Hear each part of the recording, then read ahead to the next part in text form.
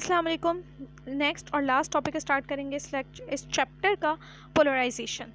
Wave nature of light has been verified by the interference and diffraction. ठीक है, wave nature हम लोगों ने चेक की इस पूरे चैप्टर में, इंटरफेरेंस के टॉपिक से भी चेक की, डिफ्रैक्शन के कॉन्सेप्ट से भी चेक की। However these phenomena can not explain the transverse और longitudinal behaviour of light wave. ठीक है, इन्होंने वेव थ्योरी को एक्सप्लेन किया, इन्होंने वेव थ्योरी को सपोर्ट किया, उसके एविडेंसेस दिए वगैरह वगैरह, लेकिन इन्होंने ट्रांसवर्स या लॉन्गिट्यूडनल वेव्स को एक्सप्लेन नहीं किया। For this purpose a polarisation phenomena is used. ठीक है, इस मकसद के लिए वेव्स की जो दो टाइप्स होती हैं, ट्रांसवर्स और लॉन्गिट्यूडनल वेव्स, उनके बिहेवियर को शो करने के लिए हम लोगों ने पोलराइजेशन फिनोमेना को इंट्रोड्यूस करवाया। पोलराइजेशन इज अ प्रॉपर्टी, एक ऐसी property that exhibits only for transverse waves. ये सिर्फ और सिर्फ ट्रांसवर्स वेव्स के लिए होती है पोलराइजेशन। ठीक है, it is explained bye an example के थ्रू इसे समझने की कोशिश करते हैं। हमसे कहते हैं कंसिडर ए स्ट्रिंग। ठीक है, एक स्ट्रिंग कंसिडर करो, ये एक समझो कि रस्सी है। ठीक है, which is pass through two parallel rectangular slits. ठीक है, जो दो पैरेलल का मतलब एक दूसरे के बराबर वाली, ठीक है, साथ साथ रखी हुई है। ठीक है, इन पैरेलल्स रेक्टेंगुलर स्लिट्स यानी कि रेक्टेंगुलर शेप में आपको स्लिट्स नजर आ रही है। ठीक है, ये दो बराबर वाली स्लिट्स के दरमियान से पास हो रही है। ठीक है, ये एक स्लिट है, ये पीछे से आई और ये एक स्लिट से पास हुई, फिर ये पीछे से आई, फिर ये इस दूसरे स्लिट से पास हो रही है। ठीक है, दो बराबर पैरेलल रखी हुई रेक्टेंगुलर शेप की जो स्लिट्स हैं, इनके थ्रू ये पास हो रही है string. If two slits are also parallel to the vibration of a string. ठीक है, सॉरी मैंने बीच में से मिस कर दिया। आगे देखते हैं, when the string is vibrated up and down. अब अगर इस स्ट्रिंग को आप वाइब्रेट करो ऊपर और नीचे, अगर आप इसे वाइब्रेट करो, a transverse wave which consist of crust and troughs propagate along the string. ठीक है, तो फिर आपको एक ऐसी ट्रांसवर्स वेव मिलेगी जिसमें क्रस्ट और ट्रफ होंगे, वो इस पूरी स्ट्रिंग के साथ जो है चल रही होगी। ठीक है, यानी कि आपको इस स्ट्रिंग में क्या मिलेगी, ट्रांसवर्स वेव मिलेगी। ठीक है, पहले क्या हुआ, ये एक स्लिट है यहाँ पर। ठीक है, पहले ये एक स्लिट से आई नॉर्मली, फिर ये यहाँ पर आई दूसरे स्लिट से नॉर्मली। अभी बिल्कुल सीधी आ रही थी स्ट्रिंग, लेकिन जब अगर आप इसको ऊपर नीचे मूव करवाओगे तो फिर इसमें आपको क्रस्ट और ट्रफ्स वाली वेव्स देखने को मिलेंगी इस स्ट्रिंग में। ठीक है, जैसे कि इस डायग्राम में हमें नज़र आ रहा है। ठीक है, आगे हमसे देखते हैं, आगे हमसे कहते हैं if two slits are placed parallel to the vibration of string. ठीक है, अब आपसे कहते हैं कि दो स्लिट्स को इस तरह से रखा गया है जिस तरह से स्ट्रिंग ने वाइब्रेट होना है। Then wave is pass through both slits and each part of string vibrates freely in the slits. तो फिर जो वेव्स होंगी वो दोनों स्लिट्स से पास होंगी। ठीक है, और स्ट्रिंग जो है वो वाइब्रेट होगी दो स्लिट्स में से। ठीक है, ईजिली फ्रीली वाइब्रेट होगी। The amplitude is not affected, amplitude कोई इफेक्ट नहीं होगा। ठीक है, क्योंकि उस वाले केस में क्या किया गया है ना, उस वाले केस में पैरेलल रखा गया है। ठीक है, स्लिट यानी कि जो सुराख है ये भी पैरेलल है जिसमें से स्ट्रिंग निकाली गई है और इसको मूव भी अप एंड डाउन किया जा रहा है। ठीक है, तो एम्पलीट्यूड के ऊपर कोई फर्क नहीं पड़ेगा, कोई रुकावट नहीं होगी। ठीक है, इस सुराख में से ईजिली ये जो स्ट्रिंग है ऊपर नीचे होती रहेगी। ठीक है, आगे हमसे कहते हैं this is a mechanical transverse polarised wave. ठीक है, ये ट्रांसवर्स वेव है लेकिन मैकेनिकल क्योंकि हमने हाथ से ऊपर नीचे करके इसको प्रोड्यूस किया, मैकेनिकल पोलराइज्ड वेव है। However if one slit is rotated, अब हम लोगों ने क्या किया, अब हम लोगों ने एक स्लिट को, अब इस वाली कंडीशन पर आ जाओ, अब हम लोगों ने एक स्लिट को क्या कर दिया, रोटेट कर दिया, घुमा दिया। कितने एंगल पर घुमा दिया, 90 डिग्री के। अगर ये वाली स्लिट ऐसे रखी हुई है तो हमने इस वाली स्लिट को ऐसे कर दिया। ठीक है, 90 डिग्री पर हमने इसको घुमा दिया। ठीक है, then the slit will point along the horizontal plane. अब ये जो स्लिट है, ये जो दूसरी वाली स्लिट है, हॉरिजॉन्टल प्लेन पर आ गई है, एक्स एक्सिस पर आ गई है। As the wave rights at the second slit, जैसे ही वेव सेकंड वाली स्लिट पर आएगी, यहाँ से तो वेव नॉर्मली वैसे क्रस्ट एंड ट्रफ्स वाली वेव्स आ रही हैं, लेकिन जैसे ही सेकंड स्लिट पर आएगी अब ये ऊपर नीचे नहीं हो पाएगी। क्योंकि अब यहाँ पर आ गई है ये रुकावट। ठीक है, अब ये स्ट्रिंग, अब ये वेव जो है normally crust and troughs produce नहीं कर पाएंगे। क्योंकि यहाँ पर आ गई है रुकावट। अब ये सुराख जो है ऐसे खड़ा नहीं रहा, अब ये ऐसे यहाँ पर रुकावट आ गई है। ठीक है, अच्छा जी, अब क्या होगा यहाँ पर, as the waves arrive at the second slit, the part of a string tries to move vertically. अब ये जो स्लिट है वर्टिकली, अब ये जो स्ट्रिंग है ये वर्टिकली मूव तो करना चाहेगा, ये जो स्ट्रिंग है ये ऊपर नीचे तो होना चाहेगा, क्रस्ट ऑफ प्रोड्यूस तो करना चाहेगा, लेकिन क्या होगा, लेकिन एक फोर्स लग जाएगी, हॉरिजॉन्टल स्लिट उसको अलाउ नहीं करेगी, रुकावट आ जाएगी। Then wave doesn't pass through it, तो फिर इसके थ्रू वेव, इस वाली से तो वेव ईजिली बन रही है लेकिन इसके थ्रू वेव नहीं पास हो पाएगी। ठीक है, in case of longitudinal periodic wave along a stretched string, the wave will not affected by the rotation of slit. This idea helps us in the explanation of transverse wave nature of light. कह रहे हैं कि अगर हम longitudinal wave को consider करें, जो कि बिल्कुल ऐसी होती हैं, जो कि बिल्कुल सीधी सीधी जा रही होती हैं। ठीक है, तो उन लॉन्गिट्यूडनल वेव्स को अगर आप स्ट्रेच स्ट्रिंग के थ्रू, अगर आप इसी रस्सी के थ्रू कंसिडर करो, the wave will not affect by the rotation of slit. ठीक है, तो जो आपके पास जो वेव होगी वो स्लिट के रोटेशन से अफेक्ट नहीं होगी। ठीक है, क्योंकि ट्रांसवर्स वेव्स को इस तरह से मूव करना है, लॉन्गिट्यूडनल वेव्स को तो सिर्फ ऐसे जाना है, ठीक है। तो लॉन्गिट्यूडनल वेव्स को जब सिर्फ ऐसे जाना है तो स्लिट को बेशक आपने ऐसे करके 90 डिग्री पर इसको बेशक आपने रोटेट कर दिया, वो रुकावट कोई उसके ऊपर इफेक्ट थोड़ी ना प्रोड्यूस कर पाएगी, उसको कौन सा ऊपर नीचे होना है ट्रांसवर्स वेव्स की तरह, ठीक है। तो इससे हमें ट्रांसवर्स वेव का कॉन्सेप्ट और ज़्यादा अच्छे से समझ में आता है कि इस स्लिट के घुमाने से क्या हुआ, ट्रांसवर्स वेव को क्रैशक्राफ्ट प्रोड्यूस करने तो उसमें रुकावट क्रिएट हो गई है, ठीक है।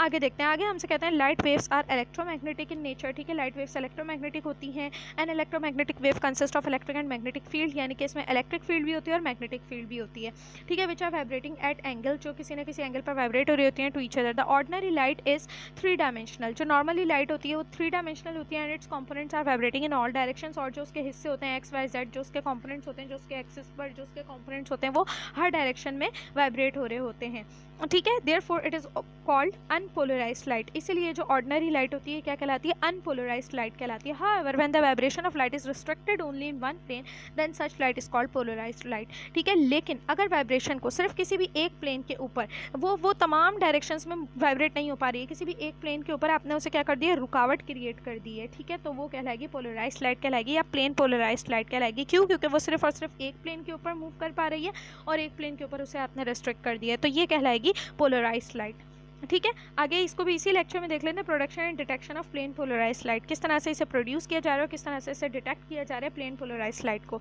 The ordinary light by lamp, bulb और सन इज अनपोलराइज्ड, ठीक है। जो नॉर्मली लैम्प, बल्ब या सन से लाइट होती है वो तमाम डायरेक्शंस में मूव हो रही होती है ना, इसलिए वो अनपोलराइज्ड है क्योंकि इसके कंपोनेंट्स तमाम डायरेक्शंस में वाइब्रेट करते हैं। When all the vibrating components are removed except those having vibration along the unidirectional plane then it is called plane polarisation, ठीक है। प्लेन पोलराइजेशन आप उसकी कैसे क्रिएट करोगे, जब आप तमाम वाइब्रेटिंग कंपोनेंट्स को रिमूव कर दोगे, तमाम वाइब्रेटिंग कंपोनेंट्स को रोक दोगे, सिर्फ और सिर्फ उसे यूनिडायरेक्शनल, सिर्फ और सिर्फ उसे एक डायरेक्शन में आप वाइब्रेट होना अलाउ करोगे, तो फिर वो बन जाएगी प्लेन पोलराइजेशन, किसी भी एक प्लेन के ऊपर वो पोलराइज हो जाएगी। It can be achieve by various methods, इस प्रोसेस को आप मुख्तलिफ मेथड से अचीव कर सकते हो, जैसे कि सेलेक्टिव एब्जॉर्प्शन करवाओ या सेलेक्टिव रिफ्लेक्शन करवाओ, रिफ्रैक्शन करवाओ डिफरेंट सरफेसेस के थ्रू, ठीक है, या स्कैटर करवाओ स्मॉल पार्टिकल्स के थ्रू, लाइट को अपनी स्कैटर करवाओ, ठीक है। The selective absorption is being used at large scale, सबसे ज़्यादा क्या इस्तेमाल होता है इसमें से, सेलेक्टिव एब्जॉर्प्शन इस्तेमाल होता है बहुत ज़्यादा बड़े पैमाने पर, to obtain plane polarised light by using a device known as polaroid, ठीक है। आप एक डिवाइस इस्तेमाल करोगे जो आपके पास सेलेक्टिव एब्जॉर्प्शन करवाएगी, ठीक है, जो लाइट को पोलराइज करवाएगी, ठीक है, और वो कहलाती है Polaroid. It was introduce by 2 American scientist, ठीक है, 2 अमेरिकन साइंटिस्ट ने इसको इंट्रोड्यूस करवाया था। It consist of a transparent sheet of nitrocellulose, ठीक है, नाइट्रोसेल्यूलोज की इसके ऊपर पूरी एक शीट होती है, ट्रांसपेरेंट शीट होती है जिसके थ्रू लाइट आर पार हो सकती है, which has embedded special needle like crystals, इसमें क्रिस्टल्स होते हैं, नीडल लाइक क्रिस्टल्स होते हैं ऑफ हेराफेटाइट, ठीक है।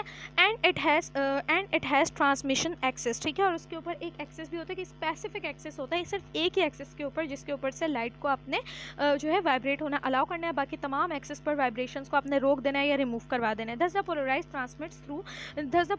Transmits those light waves whose electric field vector vibrates parallel to the polarising direction, ठीक है। फिर जो आपके पास ये जो डिवाइस होगी, जो पोलरॉइड होगी, वो क्या करेगी, वो सिर्फ और सिर्फ उसी लाइट वेव्स को ट्रांसमिट करवाएगी, उन्हीं लाइट वेव्स को मूव करवाएगी जिनकी जो इलेक्ट्रिक फील्ड वेक्टर होगा, जो इलेक्ट्रिक फील्ड कंपोनेंट होगा, वो क्या करेगा, वो वाइब्रेट होगा parallel to the polarising direction, जो पोलराइजिंग डायरेक्शन है उसके पैरेलल जो वेव्स आ रही होंगी सिर्फ और सिर्फ उन्हीं को आगे पास करवाएगा पोलरॉइड डिवाइस जो होगी, बाकी सबको क्या करवा देगी, बाकी तमाम डायरेक्शंस में जाने वाली वेव्स को क्या करवा देगी, रिमूव करवा देगी या रोक देगी या रिस्ट्रिक्ट करवा देगी, सिर्फ और सिर्फ एक ही डायरेक्शन में जाने वाली को अलाउ करेगी, और कौन सी वाली को अलाउ करेगी, जो पोलराइजिंग डायरेक्शन के पैरेलल होगी, ठीक है। सिर्फ और सिर्फ ऐसी वेव्स को वाइब्रेट होना अलाउ करेगी या ट्रांसमिट होना अलाउ करेगी, ठीक है। नेक्स्ट देखते हैं, डायग्राम के थ्रू तो हमें और भी अच्छे से समझ में आ जाएगा। Consider unpolarised light of intensity I, ठीक है, एक अनपोलराइज्ड लाइट है, ठीक है, जिसकी इंटेंसिटी है I from a source which is incident on a polarised sheet, ठीक है, अनपोलराइज्ड लाइट आई, ठीक है, पोलराइज्ड शीट के ऊपर आई, ठीक है, जो है आपके पास P1, देखो अब ये तमाम डायरेक्शंस में थी, ठीक है, अभी आई पोलराइज्ड शीट के पास, ठीक है, those electric field vectors which are parallel to the axis of transmission are pass, ठीक है, तो जो सिर्फ और सिर्फ पैरेलल होंगी, उन्हें पास कर दिया जाएगा, बाकी तमाम डायरेक्शंस वाले को वहीं पर स्टॉप कर दिया जाएगा, ठीक है। Are pass through polarise P1, उनको पोलराइज P1 से देखो ये है आपके पास, उनको ये जो पैरेलल थी ना, इसको आप सिर्फ और सिर्फ पास करवाओगे, ये नेक्स्ट P2 तक के पहुंचेगी, ठीक है। While the remaining electric field vectors are absorbed by the polarised sheet, polaroid sheet, ठीक है, आपने एक पोलरॉइड शीट रखी थी, ठीक है, जिसके ऊपर क्रिस्टल्स वगैरह थे, ठीक है, आपने पूरी एक ट्रांसपेरेंट शीट ली थी इस वाली डिवाइस में, ठीक है, तो वो क्या करेगी, बाकी तमाम डायरेक्शंस में जितनी भी ये वेव्स हैं उन सबको वो क्या कर लेगी, एब्जॉर्ब कर लेगी, ठीक है, और सिर्फ इनपुट किसको अलाउ करेगी, सिर्फ और सिर्फ उसको अलाउ करेगी जो ये पोलराइज शीट के सॉरी ये जो पोलराइड शीट के क्या होगी, पैरेलल होगी, सिर्फ उसी को आगे ट्रांसफ़र होने देगी, उसी को आगे प्रोपेगेट होने देगी, उसी को आगे पास होने देगी, बाकी सारी डायरेक्शंस में आने वाली को क्या कर लेगी, एब्जॉर्ब कर लेगी। ठीक है, आगे हमसे कहते हैं we have the plane polarized light whose intensity is less than the original unpolarized light waves।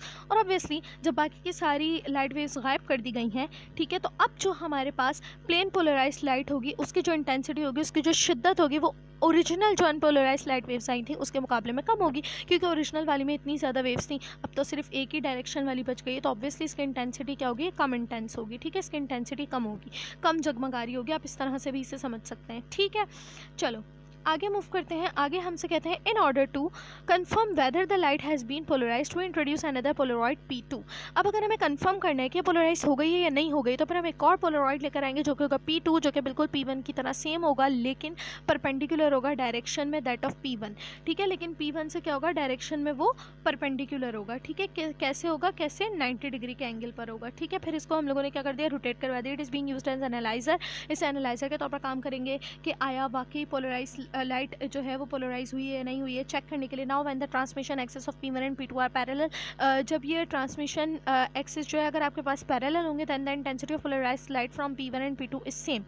ठीक है, कहने के अगर ये जो इनके जो एंगल्स होंगे, अगर ये एक दूसरे के पैरेलल होंगे, ठीक है, ये P1 का भी एंगल ऐसा ही है, P2 का भी ऐसा ही है। ठीक है, ये एक दूसरे के अगर पैरेलल होंगे तो आपके पास आपको इनके ऊपर जो अपनी लाइट्स मिलेंगी, उनके इंटेंसिटीज़ जो होंगी वो बिल्कुल सेम होंगी। ठीक है, सेम अमाउंट ऑफ लाइट आपको इनके ऊपर मिलेगी। ठीक है, लेकिन अगर आपने क्या कर दिया, इस तरह से अगर आपने रोटेट कर दिया, ठीक है, अगर आपने रोटेट कर दिया P2 को, कि जो ट्रांसमिशन एक्सेस होगा वो आपस में क्या होगा, 90 डिग्री पर होगा। ठीक है, ये वाला ऐसे है, ये वाला ऐसे हो गया। ठीक है, एक्सेस पर इधर आ गया 90 डिग्री। ठीक है, no light will be transmitted, तो फिर लाइट ट्रांसमिट नहीं होगी इस एनालाइजर P2 से। ठीक है, इसीलिए तो एनालाइजर के तौर पर आपने P2 को लगाया था कि चेक करो। क्यों? क्योंकि वो सिर्फ पैरेलल वाली को पास करवाएगी। ठीक है, जो पोलराइड है सिर्फ और सिर्फ पैरेलल वाली को पास करवाएगा। अगर इसके ऊपर आपको कोई लाइट मिली, इसका मतलब पैरेलल के अलावा भी कोई और आई है, लेकिन अगर आपको इधर नहीं मिली, इसका मतलब सिर्फ और सिर्फ पैरेलल वाली आई है जो इधर ऑब्जर्व ही नहीं हो सकी, क्योंकि इसकी डायरेक्शन ही चेंज है।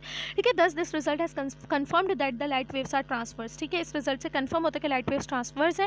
If it were longitudinal then light would not disappear by rotation of analyser. अगर लाइट वेव्स लॉन्गिट्यूडनल होती तो लाइट डिसअपियर नहीं होती, रोटेशन से लाइट डिसअपियर हो गई, इसका मतलब वो ट्रांसवर्स है। ट्रांसवर्स है यानी कि उसने ऐसे ऐसे मूव होना था और इस रिस्ट्रिक्शन की वजह से वो मूव नहीं हो सका, जैसा कि लास्ट पेज पर हम लोगों ने पढ़ा है। ठीक है, तो ये वाला चैप्टर यहाँ पर हो गया है एंड इंशाल्लाह नेक्स्ट चैप्टर स्टार्ट करेंगे नेक्स्ट लेक्चर में। अल्लाह हाफिज़।